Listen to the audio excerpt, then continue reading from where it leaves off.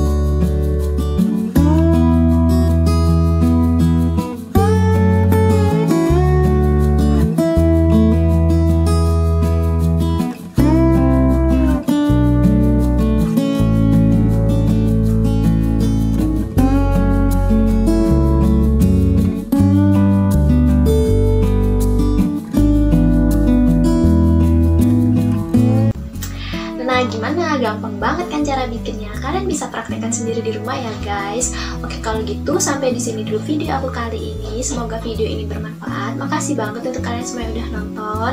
Jangan lupa untuk like video ini jika kalian suka, dan jangan lupa untuk subscribe karena subscribe itu gratis loh guys. Dan kalau kalian ada saran atau masukan untuk aku, boleh banget komentar di bawah ya. Oke, kalau gitu sampai ketemu lagi di video aku selanjutnya. Dadah!